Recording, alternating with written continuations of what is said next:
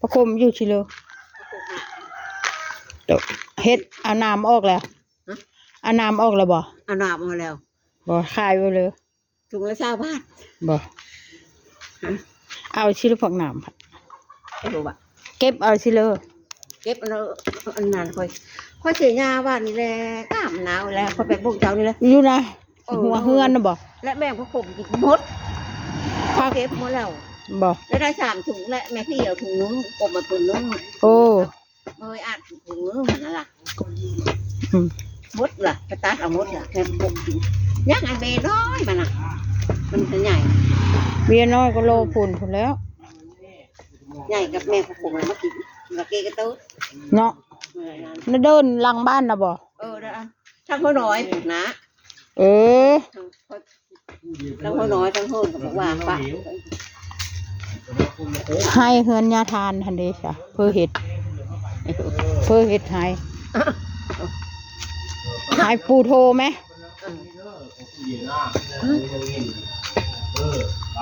ตากระดุยมา2 มื้อละคนอืดท้อง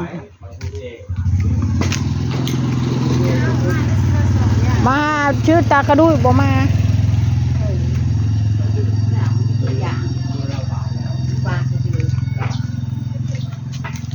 เดินโอ้ยได้ครบเดินมาเน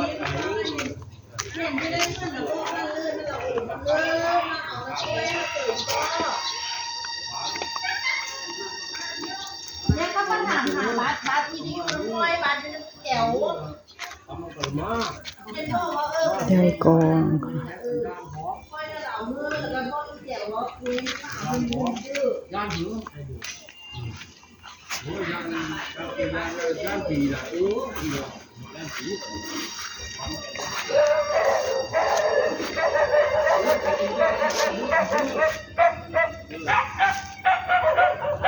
ดึกไก่โคเด้อผักอันนี้เมื่อกินกับลาบกับป่นเนี่ย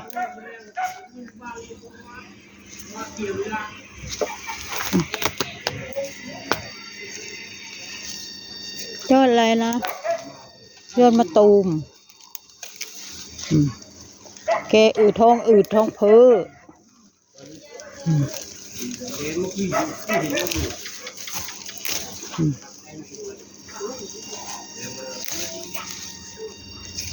โอ้ยดูสูบโทษ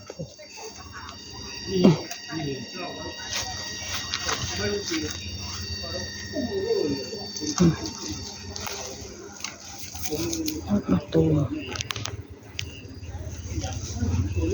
โอ้สวงสุดใส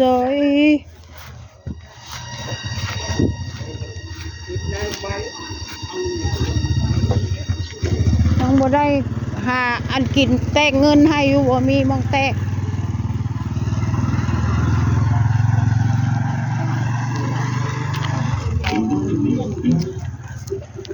กี่วันได้เจอกัน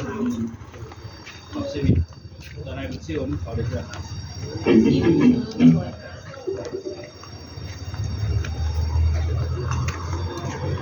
โอ้มืดเลย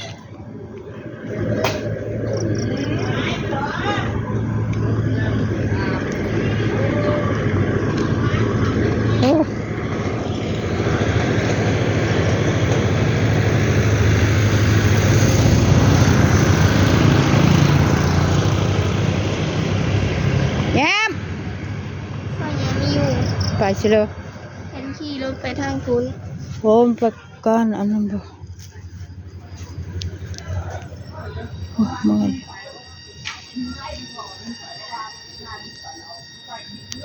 ไปแม่ก้านแมงขนุนบ่นางแง้มนี่ก็ได้บ่ได้อยู่เฮือนอยู่ช่องได้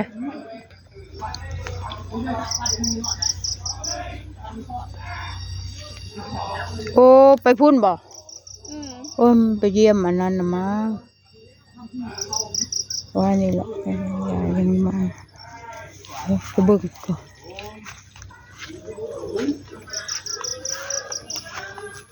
แ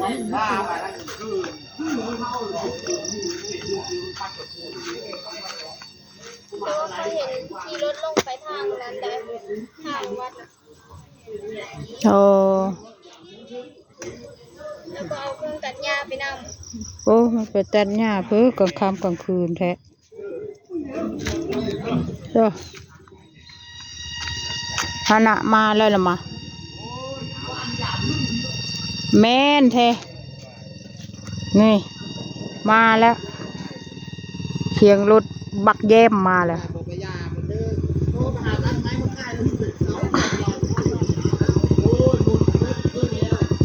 นี่มันไปตัดหญ้ามาเว้ยนี่บักแย้ม บักแย้มโอ้ชุบหวังทำได้เหมือนเขาไหมวะ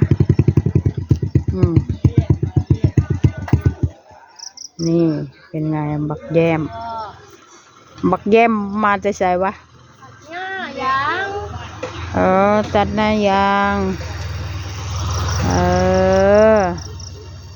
ตัดหน้ายางเว้ยสมหวัง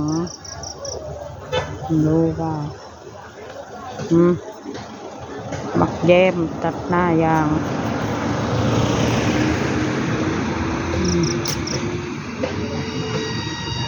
เมื่อยหลาย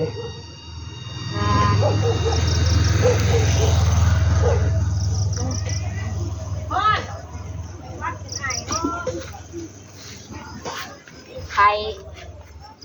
ใช่แล้วทำไปป่วงบ้านอยู่ทงผูว่าชิได้เห็ดนะโง่ก็บ่ได้ สดๆอยู่ น้ำมูกไหล น้ำมูกไหลเป็นวัดสมหวังเอาอะไรให้พี่แย้มกินวะ อย่าบอกนะว่าแกงบอนอ่ะอย่าบอกนะว่าแกงอีบุกใส่บอนข้าเอ็ดพูดเลยอยู่ห่ะข้าควายวะ